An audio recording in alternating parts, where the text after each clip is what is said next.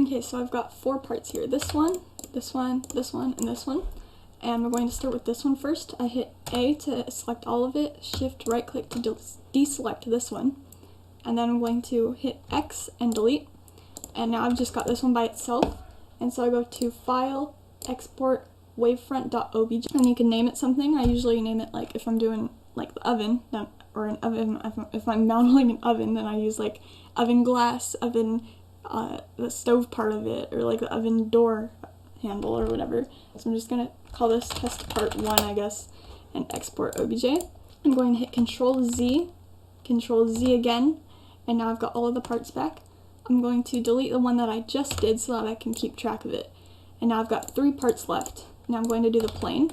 I'm going to select all of it again, deselect the one that I want, and then hit X to delete. Then I'm going to go back to File, Export, Wavefront OBJ, and do the same thing. Maybe test part 2. And then I'm going to Ctrl Z back.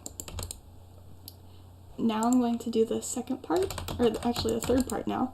Wait.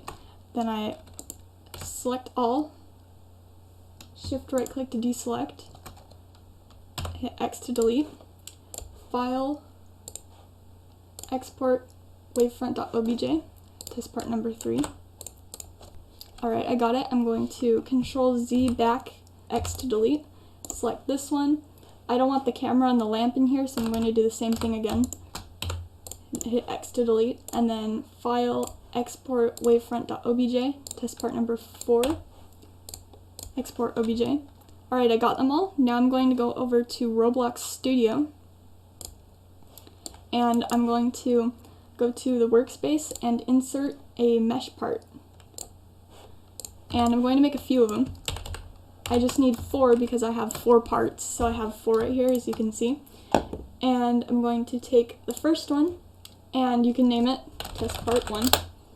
And I'm going to go to Mesh ID, this spot right here where it says Mesh ID. Click on the little folder icon, and go back to that folder that you put it in. I literally forget. There we go, test part 1. And then your mesh contains location data. Would you like to move your mesh to the given location? I always hit yes because it's very nice. You hit yes, and then it goes to wherever it was inside of Blender. And I've got both of my first 2 cubes right here, my first object. I'm going to take the next one, name it test part 2. Click the folder button again. Test part 2. Click yes. Then it loads for a second. And there's my plane. I'm going to click this one, click on the folder icon, open it, yes, also name it again, test part 3. And then I'm going to do this one, test part 4, yes, and name it test part 4. It's pretty cool. Now they're all on the ground, so I'm going to select them all and move them up a little bit. Forgot to mention, I exported them separate because I want them to be different colors. If I exported them together, like look, these 2 are separate, I can make this one purple and this one blue. But if I put these 2 together, I exported these 2 together, if I wanted them to be different colors, you can't anymore. You'd have to re-import it if you wanted them to be different colors. So export them all separately for each color that you want. And looks like I've only have 3 here. Where did my plane go? Well, I'm going to go back to my plane, and it's see-through. Well, that's nice. It's see-through. Planes usually don't do well. They don't do well with Roblox Studio, so if you have troubles with this and you don't want to go back and re-import it, then you can click on this double-sided. And it looks like it didn't work, but I think that's because I only have 1 single plane. It usually works in 2.79. I was not expecting that, but that's okay. Yeah, okay, it's fine. And then this one, it looks honestly really weird. You can see inside of it, but then when you can see there's a side here, but then when you go over here, what in the world? So this one, you could fix it by hitting double-sided, but that's a waste of like memory and stuff, lag. So to fix this one, I'm going to put everything back down so that it'll come back into the same position when I re-import it. Because if I left it all moved up, and then I clicked yes to import this one, then it would go down.